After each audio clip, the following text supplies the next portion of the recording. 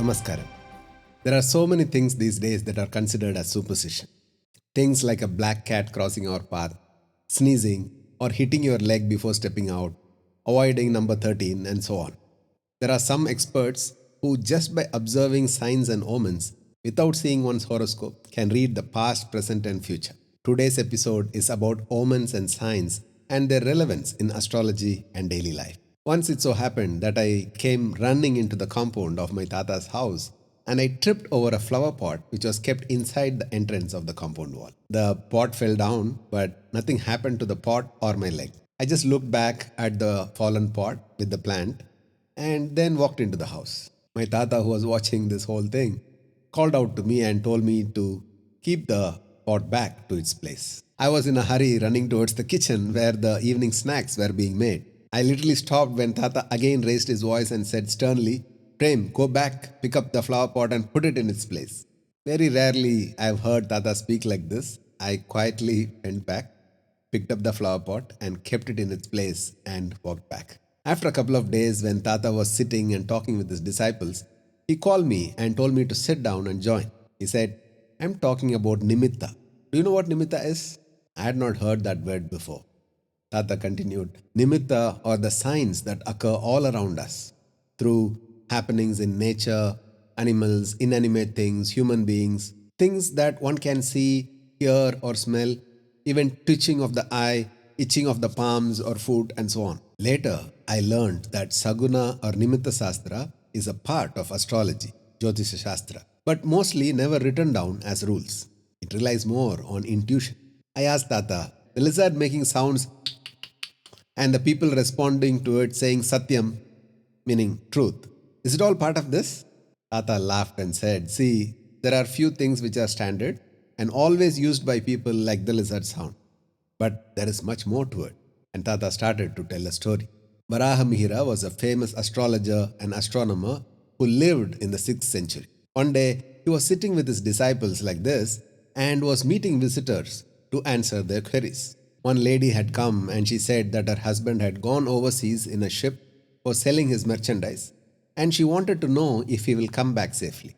As she finished asking the question, Varahamihira's wife came and said that while she was taking water from the well, the rope broke and the bucket fell into the well. And she requested if the disciples can come and help take the bucket out. Varahamihira turned to his disciples and asked, "Based on this nimitta of rope breaking and bucket falling into the water, how would you answer the lady who had come?" One disciple said, "Her husband won't come back because it is not a good nimitta for rope to break and bucket getting lost in water." Another disciple said, "Her husband would definitely come because this incident indicates that the water in the bucket rejoined the water in the well, indicating that the husband will rejoin his wife." Tata paused and asked, "Who do you think is interpreting the nimitta right?" The disciples went into a discussion and said so many things. I was just watching with amusement of how a simple situation can be interpreted in so many different ways. Tata listened to everyone and then said, Varahmihira listened to both of the disciples and then closed his eyes for a while. Then opened and told the lady, "Your husband will come back to you." And within 3 months, the husband did come back. So the interpretation of the nimitta is not just by looking at the surface level karana karya, cause and effect, but to intuitively go within oneself and watch with a certain stillness. If this is all reduced to instructions, then it becomes a blind faith or superstition. I realized that when meeting patients, Tata, after the initial Nadi Parikshana or checking the Nadi and studying horoscope and asking a few questions, would become silent and sometimes even close eyes. I used to think that he was communicating with his Ishta Devata for answers. Now that he was mentioning about stillness, I realized he was just becoming totally silent within himself. Tata continued to explain, "All the knowledge that I teach you people will become useless if you do not keep your sadhana up and on daily. Only sadhana can bring that silence and stillness which is of immense value to you and others. Like how the water in a disturbed pool of muddy water is undrinkable, so will all your knowing become useless in spite of having it. If you wait and become silent and watch upon it, then the pool of water will not only become still but also drinkable after the mud settles down.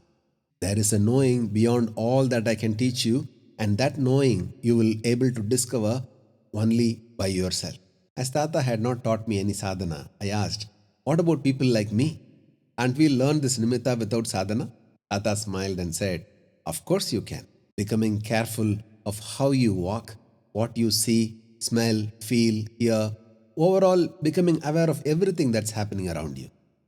And at the same time, being conscious of how it is impacting you within. As you're observing the person in front of you, what direction is he facing, how is he sitting or standing, his body language, and all the other happenings like the sound of a cow, bell, birds, a musical instrument, conch, what day of the week, time of the day, waxing or waning of the moon, Uttarayana or Dakshinayana, all these things.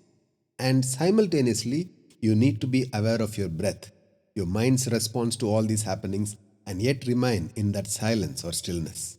As Tata was explaining, this seemed like an impossible task of observing all this and yet to be aware of oneself. I asked, it seems too complicated, Tata. I usually get carried away with the first sight of something. How to observe so many things at the same time? Tata replied, although I said it to you in the order of first being aware of outside things and then within, it has to be the other way around. First, you start from your inner silence and stillness. Once you are established in that, you start observing and becoming aware of all other things.